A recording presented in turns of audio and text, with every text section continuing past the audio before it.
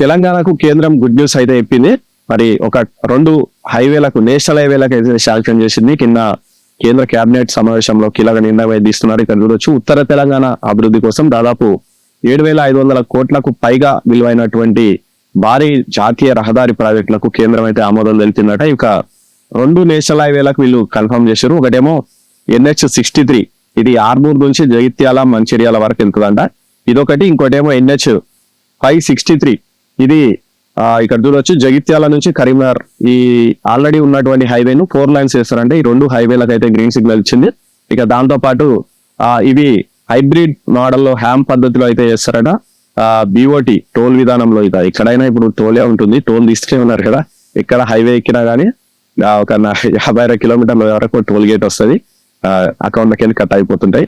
సరే, ఇది మంచిదా చెడ్డదా ఇది మళ్ళా ఇంకో చర్చ, దానికి తర్వాత అయితే మాట్లాడుతున్నాం. కానీ ఇక సరే, ఓవరాల్ గా అయితే హైవేలు అంటే రోడ్ల కనెక్టివిటీ ఒక విషయం అయితే చెప్పుకోవచ్చు.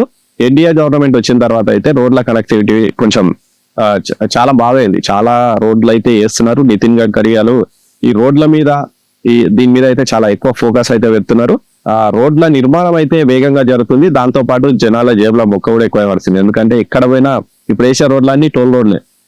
రోడ్లు చూస్తే మంచిగా అనిపిస్తాయి, కొంచెం దూరం పోయే వరకు టంగునం అవుతుంది, అందులోకెళ్ళి కట్ అయిపోతూ ఉంటాయి. సరే, ఓవరాల్ గా అయితే ఇది కూడా టోల్ రోడ్ అయితే వేస్తున్నారట. మరి ఇక్కడ ఆర్మూర్ మంచిర్యాల మధ్య సమయం గంటన్నర తగ్గుతుందంట. కాబట్టి టైం అయితే తగ్గుతుంది. టైం ఒకటి, పెట్రోల్ ఒకటి సేవ్ అయితే అవుతుంది. సరే, ఆ ఫ్యూయల్ ప్రైస్ అంతా మనం టోల్ గట్టి అనుకున్నా కానీ మన టైం అయితే ఖచ్చితంగా సేవ్ అయితే అవుతుంది. ఇక కరీంనగర్ జగిత్యాల మధ్య కూడా 45 నిమిషాల టైం అవుతుంది అనిసట. పట్టణాల్లో ట్రాఫిక్ సమస్య కూడా తీరుతుందట. మరి దీనికి సంబంధించి నితిన్ గడ్కరీ ఈ రెండింటిని అయితే శాంక్షన్ చేసినందుకు కేంద్ర మంత్రులు థ్యాంక్ యూ అయితే చెప్పిరట. ఆల్రెడీ చాలా రోడ్లు అయితే శాంక్షన్ చేశారు. అందులో భాగంగా ఇప్పుడు లేటెస్ట్ గా ఈ 2 రోడ్లను కేంద్ర ప్రభుత్వం అయితే శాంక్షన్ చేసింది.